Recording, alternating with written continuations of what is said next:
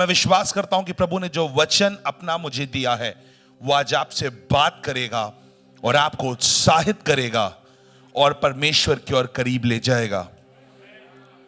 मेरा नाम pastor Emmanuel Joseph है। मैं आपके लिए लखनऊ से बहुत सारा प्यार, शांति और पैगाम, प्रार्थनाएं लेके आता हूं। लखनऊ में हमारी कलीसिया इमैनुअल एजी चर्च, उससे प्रेम लेके आता हूं। हमारी यूथ मिनिस्ट्री जिसकी अगुवाई मैं और पास्टर स्तुति लखनऊ में कर रहे हैं, लिमिटलेस, उससे भी बहुत सारा प्यार लाता हूं। और जिस आराधना की सेवकाई का मैं हिस्सा हूं, जागो म्यूजिक, मुंबई से मैं आपके लिए बहुत सारा प्यार लाता हूं। और मैं आपको बताना चाहता हूं कि ये कलीसिया हमारे दिल के करीब है और हम आपके लिए प्रार्थना करते हैं। क्या आप वचन के लिए तैयार हैं? क्योंकि मैं आपको बताना चाहता हूं कि प्रभु आपकी उम्मीद से बढ़ के आपको आशीष नहीं दे सकता। अगर आज आप उम्मीद लेके आए हैं कि प्रभु आपको आशीष करेगा, आप आशीष तभी पाएंगे। अगर आप आज आए हैं इस सोच के कि आज मैं जैसा आया हूं वैसा चला जाऊंगा, तो प्रभु आपको आशीष नहीं दे पाएगा। आपकी उम्मीद और आपकी तैयारी आपके चमत्कार और आपके छुटकारे को तय करती है। तो क्या आपको उम्मीद है प्रभु आज आपको छूने वाला है? आप प्रभु के वचन से कुछ ले जाने वाले हैं, उसका वचन आपके दिलों में काम करने वाला है। हालेलुया। कितना सुंदर गीत अभी गा रही थी टीम, पास्टर इसकी अगुवाई कर रही थी। यीशु मिल गया मुझे, यीशु मिल गया तो जीवन में सब कुछ मिला। ओ माय गॉड, ये गीत नहीं, मैं तो कहता हूं ये गाना मेरी हकीकत है। और शायद हम में से बहुत से लोग बैठे होंगे जिनका ये गाना जीवन है कि हमें यीशु मिल गया तो सब कुछ मिल गया। क्या आप मेरे साथ हैं? और मैं विश्वास करता हूं कि परमेश्वर आज के वचन से आपसे बात करेगा। और क्योंकि प्रभु के वचन में सामर्थ है। कितने लोग जानते हैं कि बाइबल एक सामर्थी किताब है? आप दुनिया में बहुत सारी किताबें पढ़ सकते हैं, लेकिन बाइबल की एक खासियत है, आप बाइबल को नहीं पढ़ते, बाइबल आपको पढ़ती है। और जिसको बाइबल पढ़ने लगती है उसका जीवन बदल जाता है। और परमेश्वर का वचन सामर्थी है, ताकतवर है और जीवित है। वर्ल्ड में रिकॉर्ड चेक किया गया, अगर कोई किताब इस दुनिया में Guinness book of world record में सबसे ज्यादा बिकी है तो वो बाइबल है। और आपको बताना चाहता हूं, लोग कुछ भी बोले, पर अगर इस दुनिया में कोई ऐसा विश्वास और कोई ऐसा धर्म है जिसको प्रूफ करने के लिए सबसे ज्यादा सबूत है, तो वो मसीह धर्म है। इंटरनेट पे 64,000 क्रॉस रेफरेंसेस, मतलब 64,000 सबूत हैं जो हिस्टोरियंस ने, आर्कियोलॉजिस्ट ने और महान बुद्धिजीवियों ने ढूंढे हैं, जो ये प्रूफ करती है कि बाइबल में जो लिखा है वो असली है, कोई कहानी नहीं है। तो आपको क्या लगता है जब ये असली वचन प्रचार होगा तो आपके दिल में काम होगा या नहीं होगा? हालेलुया। देखिए, बाइबल में सबके अपने अपने फेवरेट पार्ट होते हैं। हर जन की बाइबल में अलग एक फेवरेट बुक होता है। सबको बाइबल में कुछ पसंद होता है। जैसे मैं आपसे पूछना चाहता हूं, आप मुझे अपनी फेवरेट बुक बताइए बाइबल की। चलिए भाई, आप बताइए। नीति वचन, ओके, वेरी गुड। ब्रदर आप बताइए। भजन संहिता, वाओ। पास्टर साहब आप बताइए। तिमोथियुस की पत्री, वाओ। ओके, ठीक है, भाइयों से पूछ लिया। सिस्टर आप बताइए। सॉरी, भजन संहिता। आपने क्या बोला? मती, वेरी गुड। इस सबकी कोई ना कोई अलग अलग फेवरेट किताब है, पर मैं बाइबल में सुसमाचार की पत्रियों को बहुत पसंद करता हूं। जो पहली 4 है वो मुझे बहुत पसंद है। कौन कौन सी है? कौन कौन सी है? तेज साथ में बोलेंगे। सुसमाचार की पत्रियों की एक खासियत है कि सुसमाचार की पत्रियां बताती हैं कि किस प्रकार हमारे यीशु मसीह इस दुनिया में रहे, उन्होंने क्या क्या किया, क्या क्या कहा और कैसे कैसे काम किए। और ये पुस्तकें खूबसूरत है और सारी सुसमाचार की पत्रियां अच्छी हैं, पर इनमें से भी मेरी एक फेवरेट है। मुझे मरकुस रचित सुसमाचार बहुत अच्छा लगता है। कौन सा? मरकुस रचित सुसमाचार मुझे बहुत अच्छा लगता है। और खासियत यह है कि चारों सुसमाचार में मरकुस को छोड़ के आप बाकी सुसमाचार में देखेंगे, वो ज्यादातर आपको बताते हैं कि यीशु ने क्या कहा। लेकिन मरकुस की किताब एक ऐसी किताब है जो आपको ज्यादातर बताएगी कि यीशु ने क्या किया। और मैं आज विश्वास करता हूं कि परमेश्वर ने जो आज किया है वो आपके जीवन में कुछ नया करेगा। देखिए, बाइबल एक ऐसी किताब है जो बातों से परे है। ये सामर्थ्य की किताब है। एंड मरकुस मुझे इसलिए, और कितनी खूबसूरत बात है ना, सेम यीशु की बात ये चारों लेखक कर रहे हैं, लेकिन आप जिसकी भी ज़बानी पढ़ेंगे आपको एकदम अलग लगेगी। कितनी ब्यूटीफुल बात है। और मैं ये सोच रहा था कि ये जिस प्रकार अगर किसी फिल्म एकेडमी में या किसी वीडियो प्रोडक्शन एकेडमी में उनको एक टॉपिक दिया जाए और 4 अलग अलग डायरेक्टर किसी मूवी को बनाएं, वैसा इन चारों किताबों को पढ़ के लगता है कि हर जन बात तो यीशु की ही कर रहा है पर एक अलग तरीके से कर रहा है। और मरकुस मुझे इसलिए पसंद है क्योंकि मरकुस थोड़ा जल्दी में है। बोलिए बगल वाले से, थोड़ा जल्दी में है।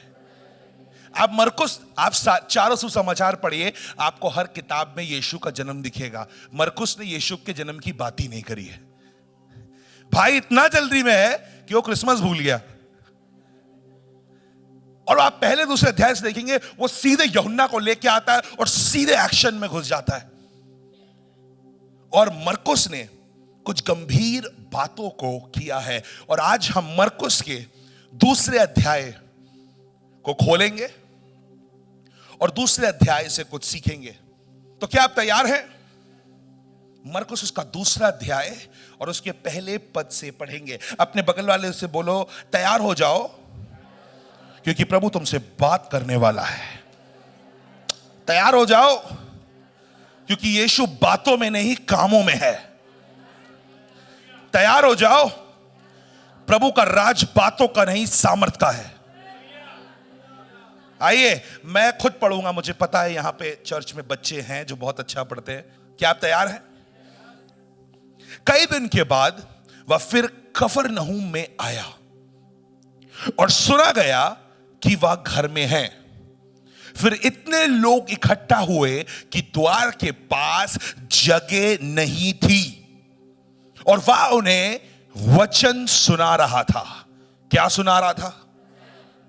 फिर से पहले पद में जाएंगे, फिर से पढ़ेंगे। कई दिनों के बाद वह कफरनहूम में आया। कहां आया? और सुना गया कि वह घर में है। क्या सुना गया? फिर इतने लोग इकट्ठा हुए कि द्वार के पास जगह नहीं थी। बहुत सारे स्कॉलर्स इस बात को मानते हैं कि यह पतरस का घर था। किसका घर था? और यीशु यहां पे आया था। बाइबल का वचन कहता है वो घर पे आया, सुना गया वो घर पे है और वहां खड़े रहने की जगह नहीं थी। यहां पे ये नहीं लिखा है कि वो उस घर पे आया और उसने आने से पहले सोशल मीडिया पे पोस्ट डाला। वो उस घर पे आया और आने से पहले उसने एक रील डलवाई। वो उस घर पे आया और उसने आने से पहले वीडियो डलवाया था। आज की तारीख में इस दिन इस शहर में आ रहा हूं 3 दिन की सभा के लिए और मुझे उम्मीद है कि आप मीटिंग में जरूर आएंगे और आश्रित होंगे। हम पूरा देश विदेश सेवाओं में जाते हैं, काम करते हैं और जब भी हम किसी मीटिंग के लिए जा रहे होते हैं, वहां के ऑर्गेनाइजर और पासवान हमसे एक वीडियो मंगवाते हैं। ब्रदर, इस वीडियो में आप बोलिए कि आप हमारे शहर इस चर्च में आ रहे हैं, हम लोगों को बता पाएंगे, और हम बना के भेजते हैं। लेकिन वचन कहता है यीशु बस वहां आया और फिर इतने लोग इकट्ठा हुए कि द्वार के पास जगह नहीं थी। मैं आपको बताना चाहता हूं कि जब यीशु वहां पहुंचा तो यीशु और बाकी लोगों में बस फर्क इतना है, वो वहां अपनी उपस्थिति और अधिकार को लेके पहुंचा। जब यीशु कहीं पे आता है उसे किसी इनविटेशन की जरूरत नहीं है। जब यीशु कहीं आता है उसे सोशल मीडिया की जरूरत नहीं है। जब यीशु कहीं आता है उसे प्रमोशन की जरूरत नहीं पड़ती, क्योंकि वो जहां जाता है अपना अधिकार और अपनी उपस्थिति को लेके आता है। और मैं विश्वास करता हूं यीशु आज के दिन हमारे बीच में आया है।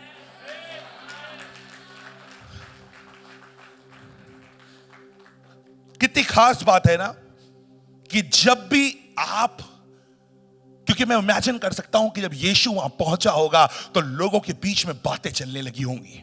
लोग बोल रहे होंगे, अरे वो यीशु आया है, अरे वही जिसके बारे में सुना है ना, जो परमेश्वर का पुत्र अपने आप को कहता है, चिन्ह और चमत्कार कर रहा है, लंगड़े चला रहा है, अंधे देख रहे हैं, बहरे सुन रहे हैं, और वो ये सब करता है। यीशु वहां पे आया है, चलो हम चलते हैं। ये सब बातें कर करके लोग वहां आ रहे होंगे, भीड़ वहां बढ़ रही होगी। और एक बात खास है कि जब भी जहां पर परमेश्वर की उपस्थिति होती है लोग अपने आप खिंचे आते हैं। आज के दिन आपको बोलना चाहता हूं कि आप आज संडे को दिन में 3 बजे की सर्विस में क्यों आए हैं? आप आराम कर सकते थे, आप पकवान बना सकते थे, आप मौसम को एंजॉय कर सकते थे, हफ्ते में 1 दिन खाली मिलता है, आप अपने कपड़े धो सकते थे, अपनी फैमिली के साथ कहीं घूमने जा सकते थे, रेस्ट कर सकते थे, बहनें पार्लर जा सकती थी। पर आज के दिन ही आप दिन में 3 बजे प्रभु के भवन में क्यों आए? क्योंकि जब भी आप प्रभु की उपस्थिति में जाते हो आपको पता है आपके जीवन में कुछ बदलने वाला है। आप जब भी प्रभु की उपस्थिति में आते हो आपको उम्मीद होती है परमेश्वर कुछ करेगा। और ऐसी उम्मीद के साथ यीशु के पास उस दिन बहुत से लोग आए। और एक बात पता है कितनी बड़ी बात है, यीशु उनके लिए क्या कर रहा था? यीशु या क्या लिखा है, वह उन्हें क्या कर रहा था? वचन सुना रहा था। क्या कर रहा था? कलीसिया मैं आपसे पूछ रहा हूं, वो क्या कर रहा था? उन्हें वचन सुना रहा था। मैं बहुत धन्यवादी हूं इस कलीसिया का, क्योंकि इस कलीसिया के पासवान परमेश्वर के वचन में से प्रचार करते हैं। और मुझे वो सारी कलीसियां अच्छी लगती हैं जहां परमेश्वर के वचन का सच्चा प्रचार होता है। हमारी कलीसिया अजमेर की उनमें से एक है, और आप आश्रित हैं कि आप इस कलीसिया का हिस्सा हैं, जहां प्रभु के वचन से बात होती है। लेकिन जरा कल्पना करिए कि यीशु खड़े होकर उस दिन वचन सुना रहा था। बाइबल कहती है आदि में वचन था और वचन परमेश्वर था, और वचन आप इमेजिन करिए ना, जो खड़ा है वो खुद ही वचन है। वचन खड़े होकर वचन सुना रहा था। मैं आपको बताना चाहता हूं, अगर यीशु को उस दिन अपना सबसे अच्छा संदेश प्रचार भी करना होता, यीशु को अपना मुंह खोलने की जरूरत नहीं थी। यीशु बस वहां खड़ा हो जाता तो भी वचन प्रचार हो रहा था, क्योंकि वचन ही परमेश्वर था। यीशु खुद में वचन था और वचन का प्रचार कर रहा था। और मैं विश्वास करता हूं कि जब भी परमेश्वर के वचन को लोग विश्वास से ग्रहण करते हैं, प्रभु उनके जीवन में कुछ बड़ा करता है, कुछ नया करता है। अपने बगल वाले से बोलिए, वचन में सामर्थ है, वचन में सामर्थ है। तो वचन ध्यान से सुनो, वचन ध्यान से सुनो। हमें देखने को मिलता है किस प्रकार यीशु, मैं इमेजिन कर रहा हूं वहां खड़े होंगे, उस पूरे कमरे में लोग भीड़ भर रही होगी, लेकिन बीच में एक छोटी सी डिस्टरबेंस आ जाती है। क्या आ जाती है? थोड़ी सी डिस्टरबेंस आ जाती है। क्या होता है हम आगे देखेंगे, आगे पढ़ना शुरू करेंगे। और लोग एक लकवे के रोगी को 4 मनुष्यों से उठवाकर उसके पास ले आए। आगे, परंतु जब वे भीड़ के कारण, 3 वर्ष से आप पढ़ना स्टार्ट करिए। और लोग एक लकवे के रोगी को 4 मनुष्यों से उठवाकर उसके पास ले आए, परंतु जब वे भीड़ के कारण उसके निकट ना पहुंच सके, तो उन्होंने उस छत को जिसके नीचे वह था खोल दिया और जब वे उसे उधेड़ चुके तो उस खाट को जिस पर लकवे का रोगी पड़ा था लटका दिया। Okay okay, thank you thank you thank you. मुझे कितनी अलग सी बात है ना कि तीसरे पद को फिर से पढ़ो बेटा, मैं एक चीज देखना चाहता हूं। और लोग एक लकवे के रोगी को, एक लकवे के रोगी को, किसके रोगी को? किसके रोगी को? उसका कोई नाम भी तो होगा ना, लेकिन बाइबल में उसका कोई नाम नहीं दिया है। और आप बार बार सुसमाचार में नोटिस करेंगे कि लोगों को उनके लिंग से, वो स्त्री थे या पुरुष, और उनकी समस्याओं से याद किया गया है। दुष्ट आत्मा वाला मनुष्य, ना देखने वाला अंधा पुरुष, लहू बहने वाली स्त्री, नाम नहीं है किसी का, बस उसकी समस्या और उसके लिंग को बताया गया। और आप ये बाइबल में बहुत बार देखेंगे कि लोगों को उनकी समस्याओं से पहचाना गया है। और मुझे लगता है ये आज भी इंसानी फितरत है कि लोग आपको आपकी समस्याओं और आपकी कमियों से याद रखते हैं। हम लोगों को उनकी समस्याओं और उनकी कमियों से ही याद रखते हैं। और कई बार पता है क्या होता है, वो कमियां शायद उन्होंने सालों पहले करी हों, लेकिन हम सालों बाद तक उनको उस कमियों से ही, आज भले वो प्रभु में आ गए हो, अरे भैया ये भाई बहुत नशे में थे, आज वो प्रभु में कुछ भी कर रहे हो, आप देखेंगे लोग चर्च में पता कैसे बात करते हैं, अरे ये बहन आई है ना, अरे ये बहन वही ना जिसका पति शराब पीता है, अरे ये भाई कौन, वही, अरे वही जिसके बच्चे बड़े पाजी हैं यार, बड़े शैतान है, परेशान है अपने बच्चों से, अरे कौन वो भाई, वो अंकल, हाँ बड़े कर्जे में है, अरे वो आंटी, हाँ उनको दुष्टात्मा है। लोग आज भी, जैसे लकवे के लोगी का नाम नहीं है बाइबल में, लोगों को उनकी समस्याओं से पहचानते हैं। लेकिन मैं विश्वास करता हूं आपका बीता हुआ कल कैसा भी रहा हो, यीशु में आने के बाद प्रभु का वचन कहता है आप एक नई सृष्टि हैं और पुरानी सारी बातें आपके ऊपर से बीत गई हैं। आप एक नई सृष्टि हैं और पुरानी बातें बीत गई हैं। मैं चाहता हूं यहाँ पे जवान है, पीछे अगर जवान बैठे हैं, मुझे कोई जवान चाहिए, 2-3 जवान चाहिए, आ जाइए, जितने 3-4, कोई इधर भी बच्चा है तो आ जाइए 1 2, ओके, और एक और चाहिए, आ जाइए, एक और। अब एक ऐसा चाहिए जो लकवे की रोगी की एक्टिंग कर पाएगा, जल्दी ले आइए उसे। और ये वो मित्र हैं, प्रभु का वचन कहता है, परमेश्वर के वचन में लेता है, और लोग एक लकवे के रोगी को, लोगों को 4 मनुष्यों से उठवाकर उसके पास लेके आए। 4 दोस्त हो गए। अब आप 4 लोगों को, इनको लेके आना है, पीछे जाइए इनके, और इनके हाथ पकड़िए, और ये उठ नहीं पा रहे, आपको ले लेके धीमे धीमे आगे बढ़ना है। आइए चर्च, आप देखिए कुछ ऐसा ही माहौल होगा, बिल्कुल सही। इन्हें लाके यहां आगे रख दीजिए और आप लोग यहीं खड़े हो जाइए। Very good. यीशु प्रचार कर रहा है, लोगों के बीच में है, एक लकवे का रोगी आता है, और यहां तो किनारे से लाए गए हैं। सच पता है क्या था, दीवार खोद के बीच में गिरा दिया गया था। अगर सचमुच ये चारों आज दीवार खोद के उसको गिराते, मुझे नहीं पता है चर्च कमेटी इनसे कैसे बात करती, मेरे पिताजी इनसे कैसे बात करते, या पास्टर साहब इनसे कैसे बात करते, अगर सचमुच आज ये जवान इस जमीन दीवार को खोद के इसको हमारे बीच में गिरा देते। और क्रेजी बात है कि ये चारों इसको लेके आए हैं, और मैं चाहता हूं बेटा आगे पढ़े आप, 4 आयत में जाएंगे। परंतु जब वे भीड़ के कारण उसके निकट ना पहुंच सके तो उन्होंने उस छत को जिसके नीचे वह था खोल दिया, और जब वे उसे उधेड़ चुके तो उस खाट को जिस पर लकवे का रोगी पड़ा था लटका दिया। वाओ यार, देखो दोस्त हो तो ऐसे हो, एक बार दोस्तों के लिए ताली बजाएंगे हम लोग, बहुत अच्छे दोस्त हैं। और भाई, मेरे भाई इधर भाई थोड़ा पीछे आ जाइए, आपको सहारे की जरूरत है, आप तो पहले ही आगे निकल गए, आप लोग इनको अपने पास रखिए। बहुत प्यारी बात है कि लटका दिया। आगे बढ़ेंगे 5वीं आयत में। यीशु ने उनका विश्वास देखकर उस लकवे के ओके, एक मिनट, लोग पद में चूक जाते हैं। यीशु ने नहीं बोला है, यीशु ने, बाइबल ये नहीं कहती यीशु ने उसका विश्वास देखकर, बाइबल ने कहा है यीशु ने उनका विश्वास देखकर।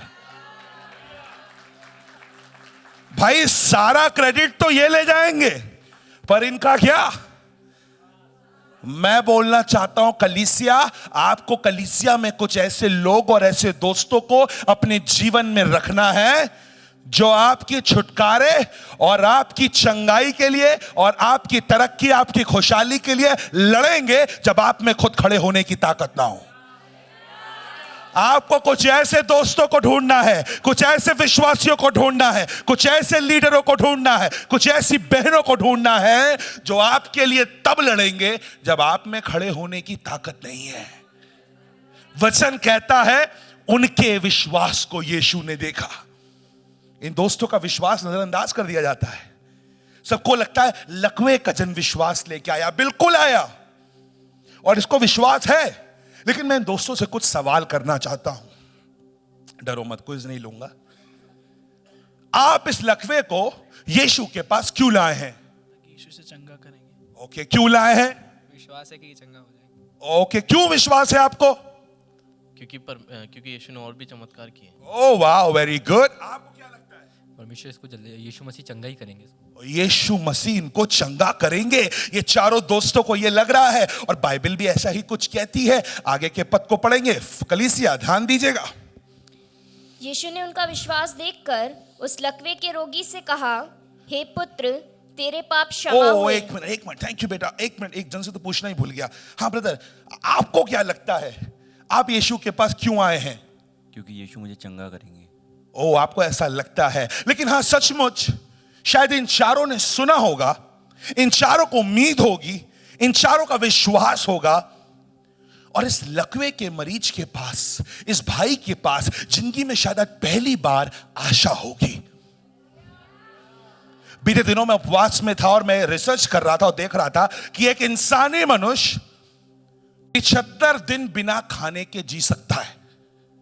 एक इंसान 18 से 21 दिन बिना पानी के जी सकता है, लेकिन एक इंसान एक दिन भी नहीं जी सकता अगर उसमें जीने की आशा ना हो तो।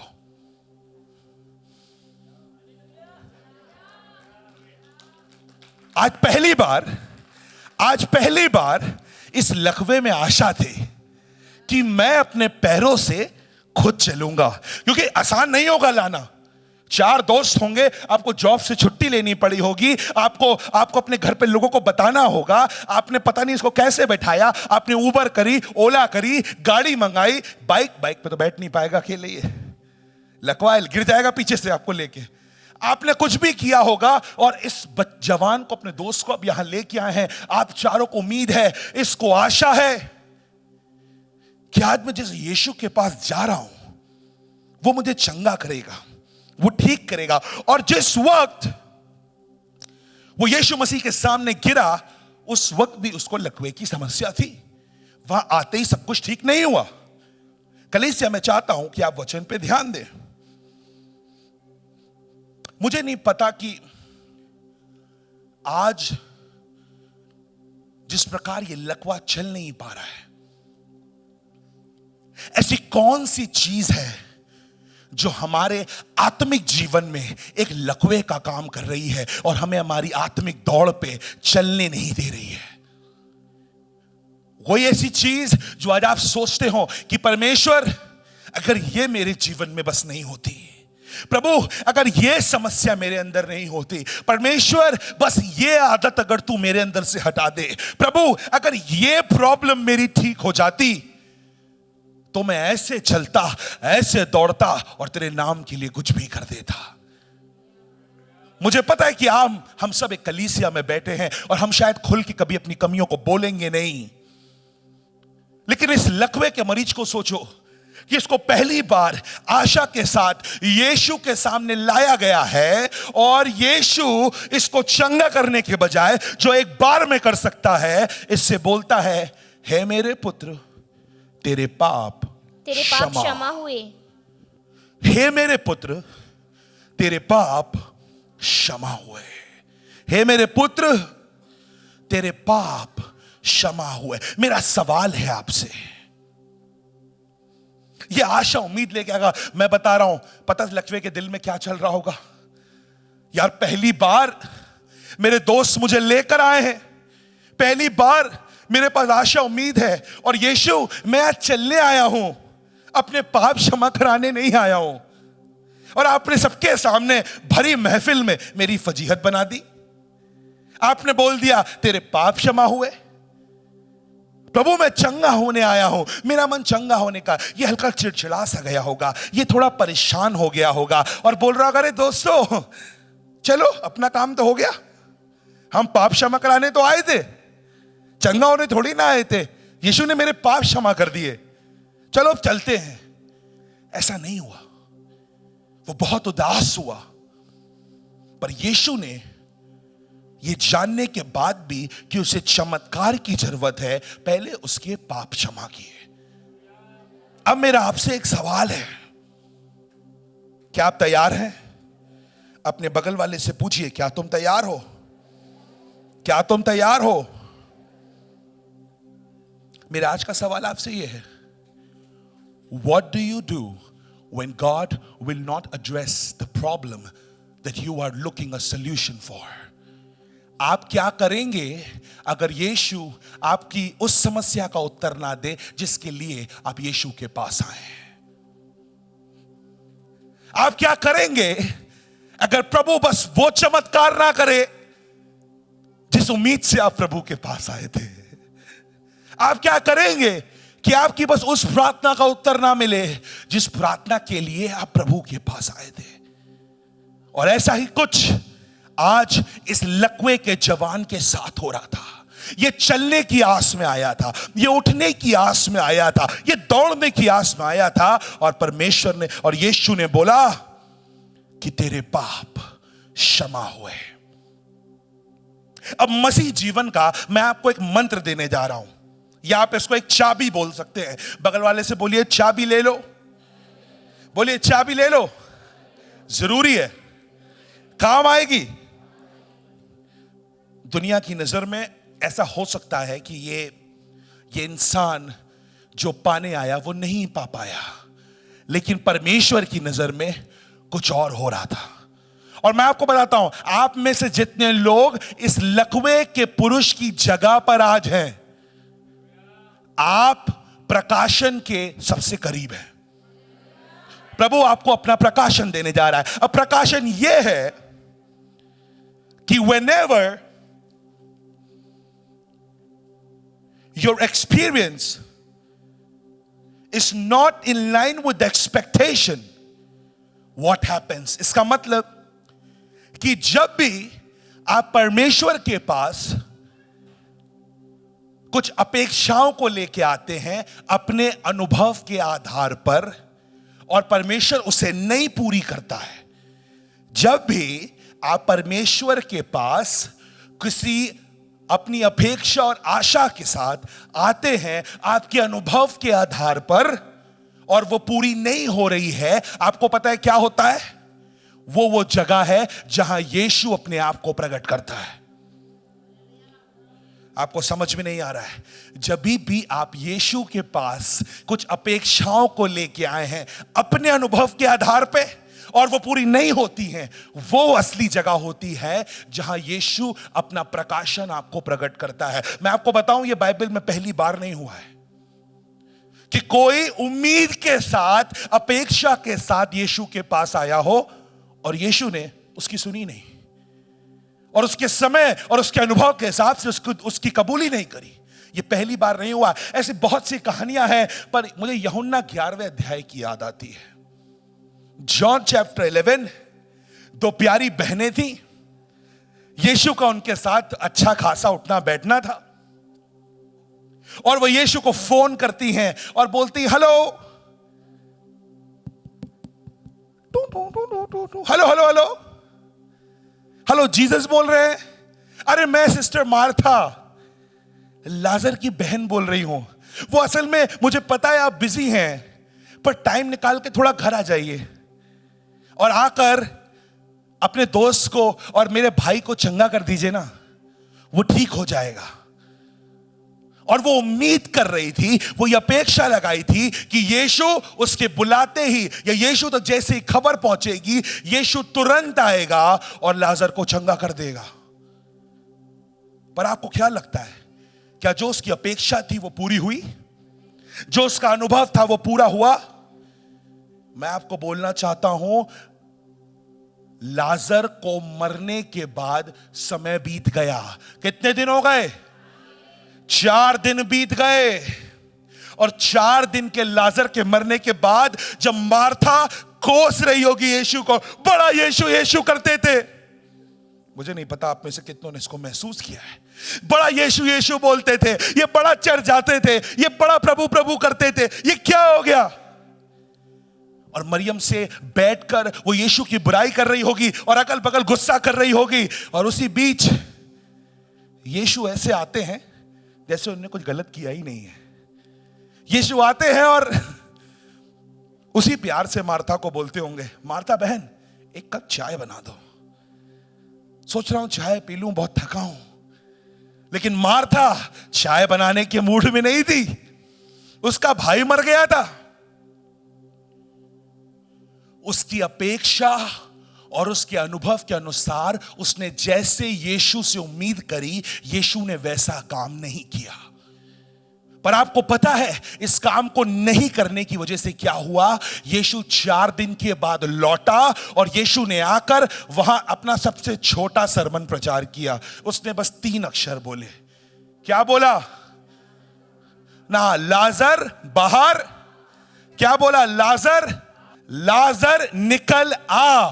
क्या बोला? यीशु ने क्या बोला? नहीं, यीशु ने क्या बोला? मैं आप लोग से पूछ रहा था, यीशु ने क्या बोला? लाजर निकल आ। मैं आपको एक बात बोलना चाहता हूं, थैंक गॉड परमेश्वर यीशु ने लाजर का नाम ले लिया। अगर वो खाली बोल देता निकल आ, तो उस यीशु में इतनी सामर्थ्य है कि जितने मुर्दे होते वो सब जिंदा हो जाते। जितना मुर्दा था सब भाग के बाहर आ जाता और बोलता, अरे यीशु मेरे बारे में बोल रहा है, यीशु मेरे बारे में बोल रहा है, यीशु मेरे बारे में बोला। क्योंकि यीशु इतना सामर्थ्य है। लेकिन एक खासियत पता है क्या है? उस अधिकार के बावजूद, उस सर्वशक्ति के बावजूद, उस महिमा के बावजूद भी वो नाम लेके बुलाना जानता है। उसने कहा लाजर बाहर आ, और लाजर बाहर हो गया। हमारा प्रभु जितना भी अधिकार में है, जितनी भी सामर्थ रखता है, जितनी भी ताकत रखता है, जो उसकी महिमा है, उसके बाद भी वो आपका नाम लेके आपके जीवन में आपकी समस्या, आपके हालातों और आपकी परिस्थितियों को बदलने की ताकत रखता है। अगर आप में विश्वास है तो जो लाजर के लिए हुआ वो प्रभु आपके लिए भी कर सकता है।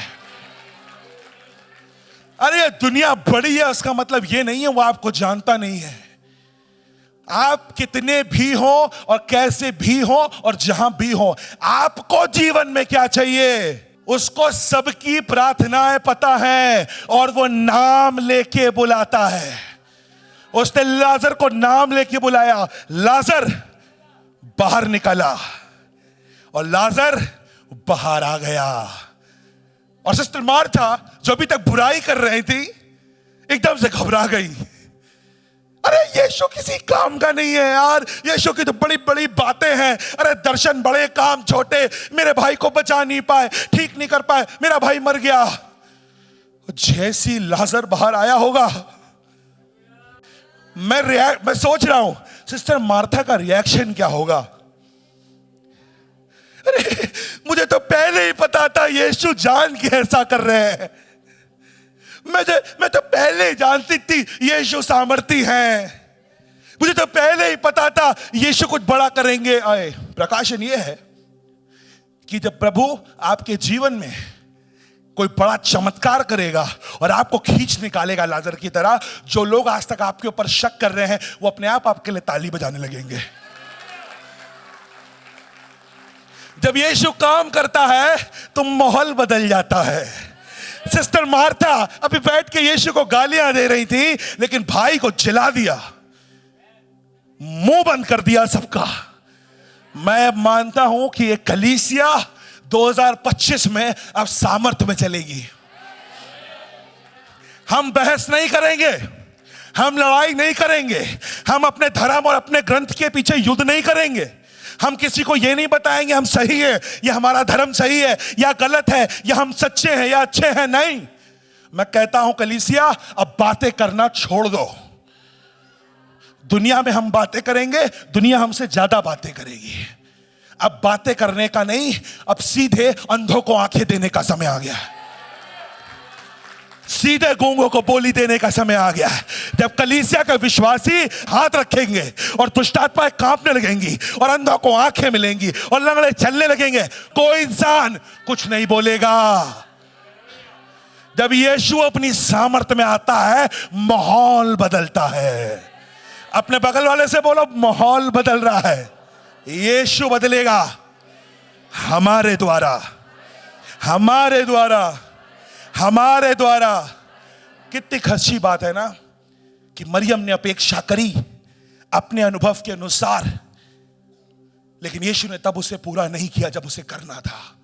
उसने तब किया जब उसे खुद करना था। एक बात बताना चाहता हूं, कई बार आपको डॉक्टर की एक गंदी रिपोर्ट चाहिए कि आप ये बोल पाए कि मेरा यीशु चंगा करने वाला है।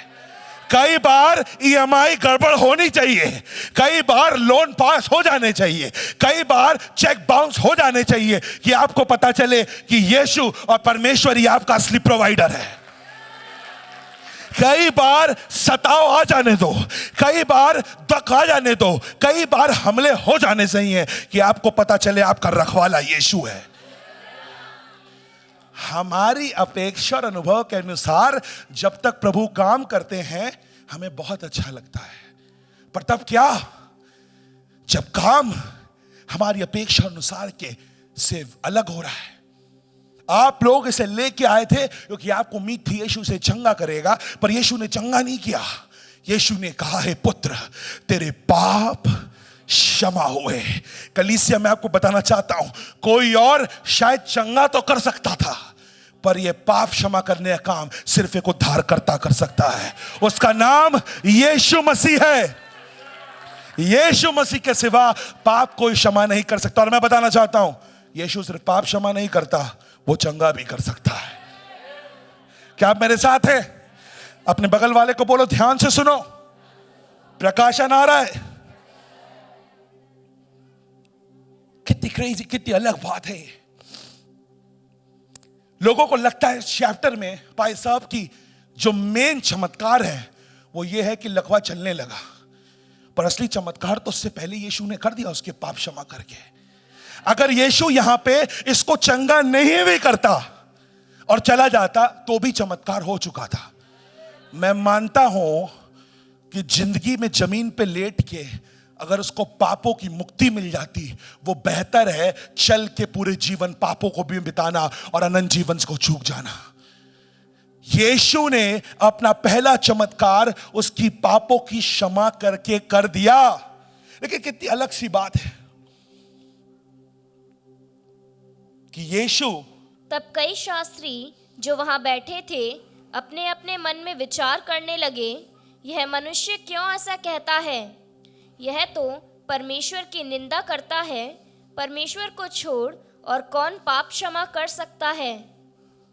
आगे आगे आगे बढ़ते जाओ बेटा। यीशु ने तुरंत अपनी आत्मा में जान लिया कि वे अपने अपने मन में ऐसा विचार कर रहे हैं और उनसे कहा, तुम अपने अपने मन में यह विचार क्यों कर रहे हो? सहज क्या है?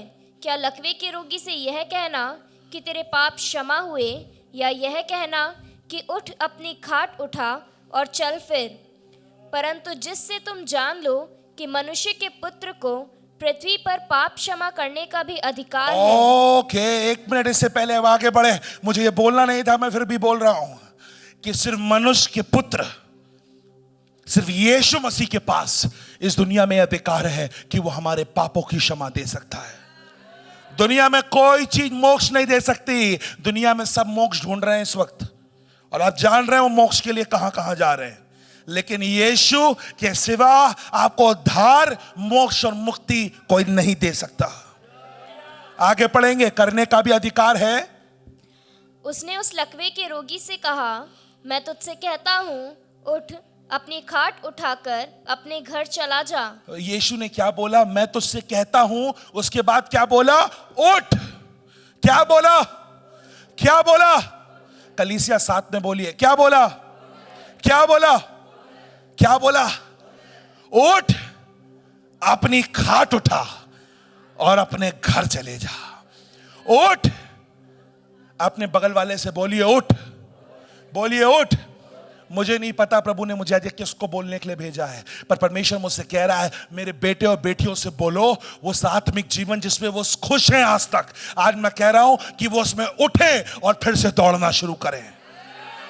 वो कह रहा है कि जिन प्रार्थनाओं का उत्तर वो अब नहीं मांग रहे हैं और उनको लगता है पूरी नहीं होगी, उनसे मैं कहना चाहता हूं उठ और भाग। डिप्रेशन की आत्मा, एंजाइटी की आत्मा, कर्जों की आत्मा जो मेरे लोगों को सता रही है, मैं उनसे कहना चाहता हूं हार मत, दब मत। मैं उनसे कह रहा हूं उठ, खड़ा हो और चलना शुरू कर दे। आज के दिन परमेश्वर आपको उठाने आया है।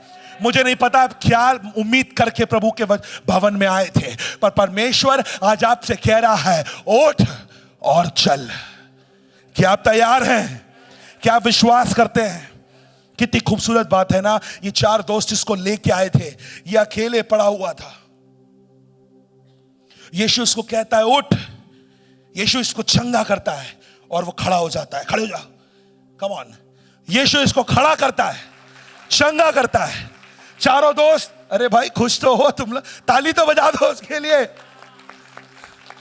ये लोग तो खुशी नहीं हो रहे, दोस्त खड़ा हो गया, पता चल रहा है असली दोस्त नहीं है यार। लेकिन ये चारों दोस्त, और इस वक्त ये खुश हो चुका है, ये उठ चुका है। और यीशु भी क्या चीज करता था। मुझे लगता है हमारे यीशु से ज्यादा मतलब अनएक्सपेक्टेबल, मतलब जो दुनिया करेगी यीशु वो नहीं करेगा। जब वो खड़ा हो ही गया था, अब उठ ही गया था, यीशु ने उसको चंगा कर दिया था, तो उसको बोलता ना उठ गया बेटा चल अब जा। यीशु ने उसको चंगा क्या उठाया और बोला अपनी खाट उठा ले। क्या बोला? क्या बोला? क्या बोला? अरे मैं इनकी जगह होता तो बोलता अरे यीशु अब खाट वाट रहने दीजिए, इतने दिन तो खाट पे ही बीते, अब क्या खाट, खाट छोड़िए, अब मुझे ठाट में चलने दीजिए। अरे प्रभु खाट पे बैठ बैठ के देखिए दाग पड़ गए हैं मेरे, अभी भी खाट, मैं क्यों उठाऊं खाट? प्रभु ने नहीं उठाना। पर आज के दिन मैं बोलना चाहता हूं कि यीशु ने उसको उसकी खाट उठाने के इसलिए बोला कि कल को जब वो दुनिया में दौड़ने लगे, चलने लगे, भागने लगे और इस दुनिया के शोर में कहीं खो जाए और उसको याद ना आ रहा हो कि उसको किसने चंगा किया है और वो कहां से आया है, और वो अपनी खाट को देखे तो उसको याद आ जाए कि यीशु ने उसे कहां से उठाया था। आज बहुत से विश्वासियों के पास भाई साहब धन्यवाद करने के लिए कुछ है नहीं, क्योंकि हमारी गवाहियां पुरानी हो गई हैं। अब तो बस हम चर्च यूं ही आ रहे हैं, क्या ही धन्यवाद करें, हफ्ते में एक बार आ तो जाते हैं, सही है ना, प्रार्थना कर तो लेते हैं, सही है ना, अब दशमांश डाल देते हैं, ठीक है ना।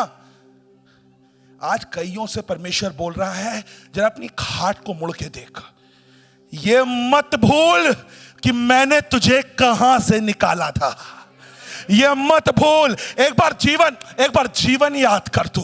इससे पहले तू पहली बार इस भवन में आया, इससे पहले तूने पहली बार यीशु का नाम चखा था, वो पहली बार जब तेरे घर में कोई यीशु को जानता नहीं था और तुझे जब यीशु मिला था, तू याद कर उस दिन को और अपनी खाट को देख और ये भूल मत कि मैं तुझे कहां लेकर आ गया हूं। कई विश्वासियों को प्रभु आज बस याद दिलाना चाहता है, जिनके पास आज धन्यवाद देने के लिए नहीं है, जिनके हाथ अब आराधना में उठते नहीं है, जिनसे आराधना में झूमा नहीं जाता। जब भाई साहब प्रचार करें तो मुंह से हालेलुया नहीं निकलता, क्योंकि नया चमत्कार नहीं हो रहा ना, नई ब्लेसिंग नहीं आ रही है। वो प्रभु ने किया था तब। प्रभु कह रहा है अपनी अपनी खाट चेक करो एक बार, तुम्हें याद आएगा। और जब भी तुम अपनी खाट को देखना तो ये याद रखना मैंने तुम्हें कहां से निकाला था। और अगली बार अगर रास्ते पे कोई लकवा दिखे तो उसको तुच्छ मत जानना। अगली बार कोई तुम्हें पाप में दिखे, श्रापों में दिखे, टूटता हुआ दिखे, बिखरता हुआ दिखे, कलीसिया में हारता हुआ दिखे, इससे पहले तुम उसका न्याय करो, अपनी खाट को ध्यान रखना। ध्यान रखना उंगली उठाने से पहले कि मैंने तुम्हें कहां से निकाला है। कलीसिया, उसके बाद मैं विश्वास करता हूं कि अपनी खाट को हाथ में लेकर, ऐसी पकड़ लीजिए, मान लेंगे खाट को हाथ में लेकर ये अपने घर गया होगा और इसने घर पे जाके क्या किया होगा? घंटी बजाई होगी, टिंग टोंग टिंग टोंग टिंग टोंग, और इसकी बीबी और बच्चे आए होंगे और इसकी बीबी और बच्चों को हमेशा आदत क्या होगी? नीचे देखने की, क्योंकि पापा तो नीचे ही पड़े रहते थे। पर आज पता क्या हुआ? जब इन बच्चों ने नीचे देखा, बीबी ने नीचे देखा, तो इनके पापा के पैर दिख रहे हैं, पापा नहीं दिख रहे हैं। पापा अपने पैरों पे खड़े हैं। इस जिंदगी में मैं बताता हूं, इस बच्चा, इसका बेटा पागल हो गया होगा, इसकी बीबी पागल हो गई होगी। बेटा जाके चिल्लाएगा, चिल्ला रहा होगा, अरे मेरे पापा चलने लगे, यीशु ने मेरे पापा को चंगा कर दिया, यीशु को, मैं अपने पापा को कलीसिया में लेके गया था, मेरे पापा चंगे हो गए, उनके पाप छूट गए, उनको प्रभु ने ठीक कर दिया। वो चुप नहीं बैठा होगा, वो चुप नहीं बैठा होगा, उसने शोर मचाया होगा। और जिंदगी में पहली बार, आज से पहले इस लकवे के रोगी को इसकी बीबी और इसके बेटे गले लगाते होंगे, क्योंकि वो जमीन पे होगा। आज पहली बार इसने अपनी बाहें फैलाई होंगी और अपने बच्चे और अपनी बीवी को गले लगाया होगा। और आपको पता है, उसने ये उन बच्चों ने देखा होगा अपने पापा की ओर और बोला होगा, पापा, यीशु ने आपका सबसे बड़ा चमत्कार कर दिया, आपके पापों को आपके पैरों को ठीक कर दिया है, हम इतने खुश हैं, यीशु कितना अच्छा है, उसने आपको पैर दे दिए।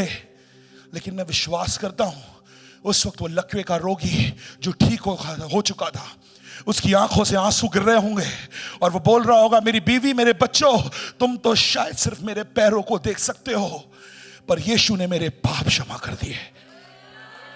ये तो शायद कोई डॉक्टर कर लेता, ये तो शायद कोई वैद्य कर लेता, ये तो शायद कभी ना हो पाता, पर प्रभु ने मेरे पापों को क्षमा कर दिया है, मुझे एक नया जीवन दे दिया है। आज मैं आपको ये बोलना चाहता हूं कि यीशु के पास आप किसी भी चीज को लेकर आए हो, यीशु के पास आप किसी भी प्रार्थना को लेकर आए हो, ये मत भूलिएगा कि यीशु जो सबसे बड़ा तोहफा आपको देता है वो उसका अनंत जीवन और उद्धार है। आपकी आत्मा की छंगाई, आपके पापों से क्षमा, आपको अनंत काल का जीवन, आपके लिए आपके उसके पिता से रिश्ता जो यीशु ने दिया है, ये यीशु का सबसे बड़ा चमत्कार है।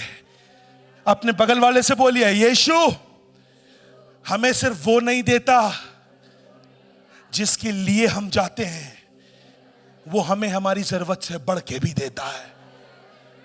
मैं आपको बोलना चाहता हूं, ये लकवे का रोगी तो सिर्फ पैर ठीक कराने गया था, ये लकवे का रोगी तो शायद सिर्फ चलने गया था, पर यीशु ने उस दिन उसके जीवन में जो चमत्कार किया, स्वर्ग की पुस्तक में उसका नाम लिख गया।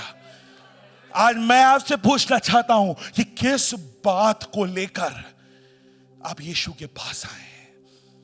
आज कलीसिया आते वक्त आपके दिल में क्या विचार चला है? आज कलीसिया आते वक्त आपके मन में क्या चल रहा था कि मैं चर्च क्यों जा रहा हूं? मुझे नहीं पता कि आज आप किसी और के लिए विश्वास रख के आए थे, मुझे नहीं पता कि आप अपने लिए विश्वास रख के आए थे, मुझे नहीं पता कि आप उस भीड़ का हिस्सा है जो सिर्फ चमत्कार देखने आई है, पर मैं चाहता हूं कि आज आप वो बने जो यीशु से सिर्फ अपनी चंगाई नहीं, पर एक अनंत जीवन और यीशु से एक सच्चा रिश्ता लेकर यहां से जाए, यीशु से उद्धार को लेकर जाए, यीशु से जीवन को लेकर जाए, यीशु से रिश्ते को लेकर जाए और ये बोलने पाए, यीशु मिल गया, मुझे यीशु मिल गया तो जीवन में सब कुछ मिला, तो जीवन में मुझे नहीं पता कि आपकी समस्याओं का कौन सा लेबल लोगों ने आप पे लगा के रखा है, लेकिन हमारा वो परमेश्वर है जो नाम लेकर लाजर को निकालना जानता है। हमारा परमेश्वर आपको नाम लेकर चंगा करेगा, नाम लेकर ठीक करेगा, नाम लेकर आजादी देगा, नाम लेकर छुटकारा देगा। कोई ऐसा पाप नहीं बना, कोई ऐसा श्राप नहीं बना, कोई ऐसा दर्द नहीं बना, कोई ऐसी बीमारी नहीं बनी जो यीशु के लहू से ज्यादा सामर्थी हो। और यीशु वो आपके लिए कर सकता है और वो आपके लिए करेगा, बशर्ते आप यीशु के पास किसी सिर्फ चमत्कार के लिए ना आए हो, पर उस उद्धारकर्ता, उस सृष्टिकर्ता, अपने जीवित पिता के साथ एक रिश्ता बनाने आए हो।